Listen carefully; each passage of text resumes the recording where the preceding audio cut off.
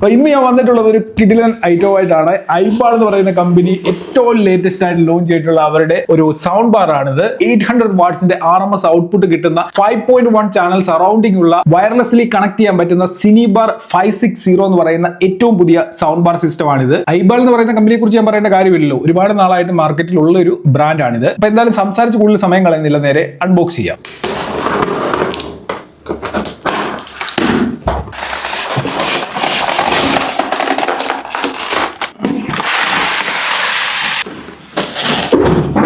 ബോക്സിൽ എന്തൊക്കെ ഐറ്റംസ് വന്നിട്ടുണ്ടായിരുന്നു ചെക്ക് ചെയ്ത് നോക്കാം. 2 സാറ്റലൈറ്റ് സ്പീക്കർ ഉണ്ട്, വയർലെസ്ലി കണക്ട് ചെയ്യാൻ പറ്റുന്ന സാറ്റലൈറ്റ് സ്പീക്കേഴ്സ് ആണിത്. ഇതാണ് സാറ്റലൈറ്റ് സ്പീക്കർ. ഇതിന്റെ ഒരു ലുക്കൊക്കെ നിങ്ങൾ നോക്കൂ. ഇങ്ങനെയാണ് സാറ്റലൈറ്റ് സ്പീക്കർ വരുന്നത്. ഒരു സാറ്റലൈറ്റ് സ്പീക്കറിൽ പവർ കൊടുക്കാനുള്ള പവർ അഡാപ്റ്ററും ഇതിന്റെ ഒപ്പം വരുന്നുണ്ട്. ഇതാണ് സൗണ്ട് ബാർ. ഇതിൽ 80 വാട്ട്സിന്റെ 3 ഡ്രൈവേഴ്സ് ആണ് വരുന്നത്.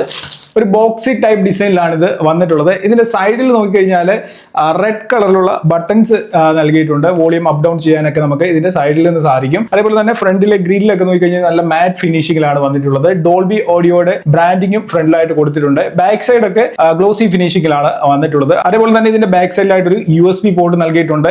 വാൾ മൗണ്ട് ചെയ്യാനുള്ള സെറ്റപ്പ് ഇതിന്റെ ബാക്ക് സൈഡിൽ തന്നെ കൊടുത്തിട്ടുണ്ട്. ഒന്നെങ്കിലും വാൾ മൗണ്ട് ചെയ്യാം, അതല്ല എന്നുണ്ടെങ്കിൽ നമുക്ക് ഇത് ടേബിളിലോ മറ്റോ എവിടെയെങ്കിലും പ്ലേസ് ചെയ്യാനുള്ള ഓപ്ഷനും ഇതിന്റെ ബോട്ടം സൈഡിലായിട്ട് നൽകിയിട്ടുണ്ട്. അപ്പൊ ഈ സൗണ്ട് ബാറിനെ കുറിച്ച് പറയുകയാണെന്നുണ്ടെങ്കിൽ ഇതിന്റെ ഡിസൈൻ എനിക്ക് വളരെ ഇഷ്ടപ്പെട്ടു. നിങ്ങളുടെ അഭിപ്രായം വീഡിയോയുടെ താഴെ കമന്റ് ചെയ്യുക. നിങ്ങൾക്ക് ഇങ്ങനെ ബോക്സി ടൈപ്പിലുള്ള സൗണ്ട് ബാറുകൾ ഇഷ്ടമാണോ അല്ലയോ എന്നുള്ള കാര്യം കമന്റ് ചെയ്യാൻ മറക്കണ്ട. അടുത്തൊരു റിമോട്ട് ആണ്. ഈ റിമോട്ട് ഉപയോഗിച്ചുകൊണ്ട് ഈ സൗണ്ട് ബാർ നമുക്ക് കൺട്രോൾ ചെയ്യാനായിട്ട് സാധിക്കും. സാമാന്യം നല്ല ക്വാളിറ്റി ഉള്ള ഒരു റിമോട്ട് ആണ്. അടുത്തായിട്ടൊരു ഓക്സ് കേബിളൂടെ ബോക്സിൽ നൽകിയിട്ടുണ്ട്. അതിനോടൊപ്പം തന്നെ ഒരു യൂസർ മാനുവൽ നൽകിയിട്ടുണ്ട്. ഈ ഒരു സൗണ്ട് ബാർ എങ്ങനെയാണ് പ്രോപ്പറായിട്ട് പെയർ ചെയ്യുന്നതെന്നൊക്കെ ഇതിൽ നോക്കിയിട്ട് നമുക്ക് മനസ്സിലാക്കാനായിട്ട് സാധിക്കും. ഇനി സൗണ്ട് ബാറും സാറ്റലൈറ്റ് സ്പീക്കറും ഒക്കെ വാൾ മൗണ്ട് ചെയ്യാനുള്ള കുറച്ച് എക്സസറീസ്, സ്ക്രൂസും കാര്യങ്ങളും ഒക്കെ ഇതിനോടൊപ്പം തന്നെ ലഭിക്കുന്നുണ്ട്. അടുത്തത് സബ് വൂഫർ. ഇതിൽ 20.32 സെന്റിമീറ്ററിന്റെ സബ് വൂഫർ ആണ് യൂസ് ചെയ്തിരിക്കുന്നത്. നല്ല ഫിനിഷിംഗിലാണ് ഈ ഒരു പ്രൊഡക്റ്റ് വന്നിട്ടുള്ളത്. ഇതിന്റെ ബാക്ക് സൈഡിലായിട്ട് ഒരു USB പോർട്ട് നൽകിയിട്ടുണ്ട്. പിന്നെ ഒരു പെയറിംഗ് ബട്ടൺ നൽകിയിട്ടുണ്ട്. ഇത്രയും കാര്യങ്ങളേ ഉള്ളൂ. പിന്നെ ഇത് നമുക്ക് പവറുമായിട്ട് കണക്ട് ചെയ്യാനുള്ള ഒരു കേബിളൂടെ ബാക്ക് സൈഡിൽ നൽകിയിട്ടുണ്ട്. ഫുൾ മാറ്റ് ഫിനിഷിലാണ് ഈ ഒരു സൗണ്ട് ബാർ സിസ്റ്റം വന്നിട്ടുള്ളത്. എനിക്ക് ഈ ഒരു സൗണ്ട് ബാറിന്റെ ആ ഒരു ലുക്കും ഡിസൈനും ഒക്കെ ഇഷ്ടപ്പെട്ടിട്ടുണ്ട്. എയർ ഔട്ട് ആകുന്ന ഈ ഒരു പോർഷൻ ഒക്കെ നോക്കി കഴിഞ്ഞാൽ ഇവിടെ കുറച്ച് ഗ്ലോസി ഫിനിഷിംഗ് ഒക്കെ നൽകിയിട്ടുണ്ട്. അതായത് നല്ലൊരു ഡിസൈൻ ഈ ഒരു സൗണ്ട് ബാറിനൂടെ കൊടുക്കാനായിട്ട് ബ്രാൻഡ് ഇവിടെ ശ്രമിച്ചിട്ടുണ്ട്. അൺബോക്സിംഗ് ഒക്കെ കഴിഞ്ഞ് ഇത് പെയർ ചെയ്ത് ഞാൻ യൂസ് ചെയ്ത എക്സ്പീരിയൻസ് പറയാം. അതിന് മുമ്പായിട്ട് ഇത് എങ്ങനെയാണ് പെയർ ചെയ്യുന്നതെന്ന് പറയാം. പെയർ ചെയ്യാൻ വളരെ ഈസിയാണ്. നമ്മളിത് കണക്ട് ചെയ്ത് ഓൺ ചെയ്ത് കഴിയുമ്പോൾ തന്നെ ഇത് ഓട്ടോമാറ്റിക് ആയിട്ട് പെയർ ആവും. ഇനി അഥവാ ഓട്ടോമാറ്റിക് ആയിട്ട് പെയർ ആയില്ല എന്നുണ്ടെങ്കിൽ സബ്വൂഫറിന്റെ ബാക്ക് സൈഡിലെ പെയർ എന്ന് പറഞ്ഞൊരു ബട്ടൺ കൊടുത്തിട്ടുണ്ട്. അതേപോലെ ഈ ഒരു സാറ്റലൈറ്റ് സ്പീക്കറിന്റെ ഏറ്റവും താഴെയായിട്ട് പെയർ ചെയ്യാനുള്ള ഒരു ബട്ടൺ നൽകിയിട്ടുണ്ട്. ജസ്റ്റ് ഈ 2 ബട്ടണിലും ഒരേപോലെ പ്രസ് ചെയ്ത് പിടിക്കുക. പ്രസ് ചെയ്ത് പിടിച്ച് കഴിയുമ്പോൾ ഇതിന്റെ ബാക്ക് സൈഡിലുള്ള ഒരു ബ്ലൂ ലൈറ്റ് ഉണ്ട്. അത് കണ്ടിന്യൂസ് ആയിട്ട് ബ്ലിങ്ക് ആകാൻ തുടങ്ങും. അന്നേരം നിങ്ങൾ ചെയ്യേണ്ടത് റിമോട്ടിലെ പെയർ ബട്ടണിൽ ലോങ് പ്രസ് ചെയ്യുക. ലോങ് പ്രസ് ചെയ്ത് കഴിയുന്ന സൗണ്ട് ബാറിൽ പെയർ എന്ന് പറഞ്ഞ് എഴുതി വരും. ഇത്രയും കാര്യമുള്ളൂ. പെയർ എന്ന് പറഞ്ഞ് എഴുതി വന്നു കഴിഞ്ഞാൽ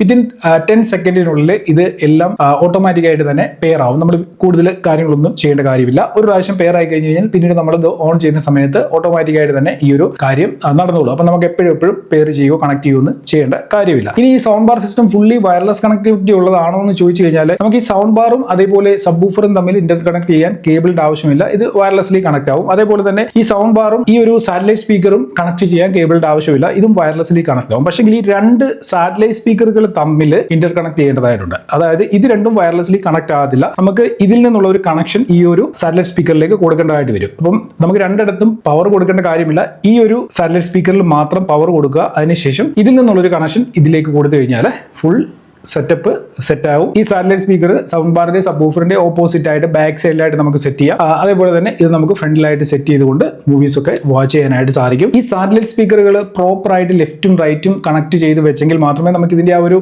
ഫുൾ എഫക്റ്റിലുള്ള ഓഡിയോ കേൾക്കാനായിട്ട് പറ്റത്തുള്ളൂ. പലരും ചെയ്യുന്നത് ഇതേപോലെ തന്നെ സബ് വൂഫറും സൗണ്ട് ബാറും സാറ്റലൈറ്റ് സ്പീക്കറും എല്ലാം അടുപ്പിച്ചടുപ്പിച്ച് വെക്കും. കുറച്ചിത് നീക്കി അകത്തി വെക്കുന്നതായിരിക്കും നല്ലത്. കാരണം അതിനുവേണ്ടിയാണ് ഈ 2 സ്പീക്കറുകൾ ഉണ്ടാക്കിയിരിക്കുന്നത്. ഇതിന്റെ ഒരു സെറ്റപ്പും കാര്യങ്ങളും എല്ലാം അതിനുവേണ്ടിയാണ്. അതായത് ഈ ഒരു സെറ്റപ്പിൽ നിന്ന് കുറച്ച് ദൂരേക്ക് മാറ്റി വെക്കാൻ പറ്റുന്ന രീതിയിലാണ് ഇതിന്റെ കേബിൾ നൽകിയിട്ടുള്ളത്. കേബിളിന്റെയൊക്കെ നല്ല ലെങ്ത് ഉള്ള കേബിളാണ്. അപ്പം നമുക്ക് നല്ല ഡിസ്റ്റൻസിൽ തന്നെ ഈ സാറ്റലൈറ്റ് സ്പീക്കറുകൾ വെക്കാനായിട്ട് സാധിക്കും. അത് വെക്കുന്നതിലൂടെ കുറച്ചുകൂടി നല്ലൊരു എഫക്റ്റിൽ നമുക്ക് ഓഡിയോ ലിസൺ ചെയ്യാനായിട്ട് പറ്റും. ഇതിൽ മൾട്ടിപ്പിൾ കണക്ടിവിറ്റി സപ്പോർട്ട് ഉണ്ട്. ബ്ലൂടൂത്ത് വെർഷൻ വരുന്നത് 5.3 ആണ്. ഓക്സ് കണക്ടിവിറ്റി ഉണ്ട്, USB ഉണ്ട്, HDMI ARC ഇതിൽ സപ്പോർട്ട് ചെയ്യും. HDMI പോർട്ട് നൽകിയിരിക്കുന്നത് സൗണ്ട് ബാറിന്റെ ബാക്ക് സൈഡിലായിട്ടാണ്. ഇവിടെ തന്നെയാണ് ഓക്സ് പോർട്ട് നൽകിയിട്ടുള്ളത്. ഈ സാറ്റലൈറ്റ് സ്പീക്കറിൽ 75 വാട്ട്സിന്റെ RMS ഔട്ട്പുട്ട് കിട്ടുന്ന ഡ്രൈവേഴ്സ് ആണ് യൂസ് ചെയ്തിരിക്കുന്നത്. അതായത് രണ്ട് സാറ്റലൈറ്റ് സ്പീക്കറിലും കൂടെ 150 വാട്ട്സിന്റെ RMS ഔട്ട്പുട്ട് കിട്ടും. ടോട്ടൽ 800 വാട്ട്സിന്റെ RMS ഔട്ട്പുട്ട് കിട്ടുന്ന ഒരു സൗണ്ട് ബാർ സിസ്റ്റം ആണിത്. സൗണ്ട് ബാറിന്റെ ഫ്രണ്ടിലായിട്ട് ഒരു LED ഡിസ്പ്ലേ കൊടുത്തിട്ടുണ്ട്. ഇതിൽ നമുക്ക് സൗണ്ട് കൂട്ടുന്നതും കുറയ്ക്കുന്നതും ഒക്കെ അറിയാൻ പറ്റും. റിമോട്ട് ഉപയോഗിച്ച് നമുക്ക് ബേസ് കൺട്രോൾ ചെയ്യാനും ട്രിബിൾ കൺട്രോൾ ചെയ്യാനും പറ്റും. അതേപോലെ തന്നെ മോഡ്സ് ചേഞ്ച് ചെയ്യാനായിട്ട് പറ്റും, പെയർ ചെയ്യാൻ പറ്റും. അങ്ങനെയൊക്കെയുള്ള കുറെ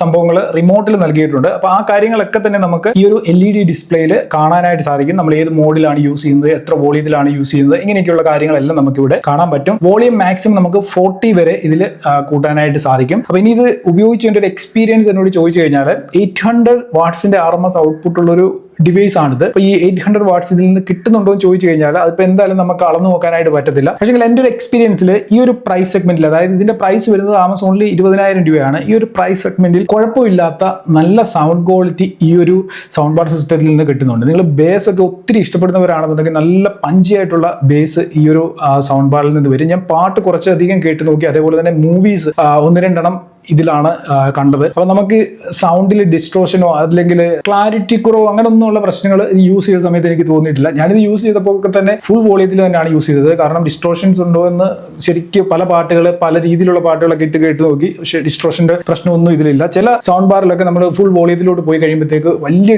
രീതിയിലുള്ള ഡിസ്ട്രോഷൻ വരും. നമുക്കത് കേൾക്കാൻ പറ്റാത്ത രീതിയിലൊരു വല്ലാത്ത എരപ്പൊക്കെ ബാക്ക്ഗ്രൗണ്ടിൽ വരുന്ന ഒരു സംഭവമുണ്ട്. പക്ഷേ ഇതിൽ അങ്ങനത്തെ പ്രശ്നങ്ങളൊന്നും ഇത് ഉപയോഗിച്ച് തുടങ്ങിയപ്പോൾ എനിക്ക് തോന്നിയിട്ടില്ല. അതേപോലെ തന്നെ ബേസിന്റെ കാര്യത്തിൽ നമുക്ക് ബേസ് കൺട്രോൾ ചെയ്യാൻ പറ്റുന്നതുകൊണ്ട് ഒത്തിരി ബേസ് വേണ്ടാത്തവരാണെന്നുണ്ടെങ്കിൽ നമുക്കത് കുറയ്ക്കാൻ പറ്റും. ട്രബിളും ബേസും അഡ്ജസ്റ്റ് ചെയ്യാൻ പറ്റും റിമോട്ടിൽ തന്നെ. അതേപോലെ മൂവീസ് ഒക്കെ വാച്ച് ചെയ്യുമ്പോൾ ക്ലിയർ വോക്കൽസും അതേപോലെ മിഡ് ഒക്കെ കുറച്ചുകൂടെ എൻഹാൻസ്ഡ് ആയിട്ട് തന്നെയാണ് നമുക്ക് ഇതിൽ ലഭിക്കുക. അപ്പൊ മൊത്തത്തിൽ പറഞ്ഞു കഴിഞ്ഞാൽ ഈ ഒരു പ്രൈസ് സെഗ്മെന്റിൽ ഈ ഒരു ഡിവൈസ് വലിയ കുഴപ്പമില്ല. സാമാന്യം നല്ല ക്വാളിറ്റി തന്നെ, സൗണ്ട് ക്വാളിറ്റി ഇത് പ്രൊവൈഡ് ചെയ്യുന്നുണ്ട്. അതേപോലെ തന്നെ ഇതിന്റെ ബിൽഡ് ക്വാളിറ്റിയും സൂപ്പറാണ്. ഒരു രീതിയിലുള്ള കോംപ്രമൈസും ബിൽഡ് ക്വാളിറ്റിയിൽ ബ്രാൻഡ് കാണിച്ചിട്ടില്ല എന്നുള്ള കാര്യം നമുക്കിത് ഉപയോഗിക്കുന്ന സമയത്ത് നമ്മുടെ കയ്യിൽ എടുക്കുമ്പോൾ തന്നെ നമുക്ക് മനസ്സിലാവും. മൊത്തത്തിൽ എനിക്ക് ഈ ഒരു സൗണ്ട് ബാറുമായിട്ട് ബന്ധപ്പെട്ടുള്ള ഒരു എക്സ്പീരിയൻസ് പോസിറ്റീവായിട്ട് തന്നെയാണ് പറയാനുള്ളത്. ഇനി ഇത് ബൈ ചെയ്യാനുള്ള ലിങ്ക് ഞാൻ ഡിസ്ക്രിപ്ഷനിൽ കൊടുത്തിട്ടുണ്ട്. നിങ്ങൾക്ക് അവിടെ ഒന്ന് ചെക്ക് ചെയ്ത് നോക്കാം. വീഡിയോ യൂസ്ഫുൾ ആയിട്ടുണ്ടെങ്കിൽ ഫ്രണ്ട്സിനൊക്കെ ഷെയർ ചെയ്യാൻ മറക്കണ്ട. ഇതുപോലുള്ള കൂടുതൽ വീഡിയോകൾക്കായി ചാനൽ ഒന്ന് സബ്സ്ക്രൈബ് ചെയ്തേക്കുക. എന്തെങ്കിലും ഡൗട്ട്സുകൾ ഉണ്ടെങ്കിൽ കമന്റ് ചെയ്യുക. തീർച്ചയായിട്ടും എല്ലാ കമന്റുകൾക്കും റിപ്ലൈ കിട്ടുന്നതാണ്. ഇന്നത്തെ വീഡിയോ നിർത്തിയാണ്. ഇന്നത്തെ വീഡിയോ നിർത്തുന്നു. ഇതിന് നല്ലൊരു അൺബോക്സിംഗും റിവ്യൂ ഒക്കെ നമുക്ക് അടുത്ത വീഡിയോയിൽ കാണാം.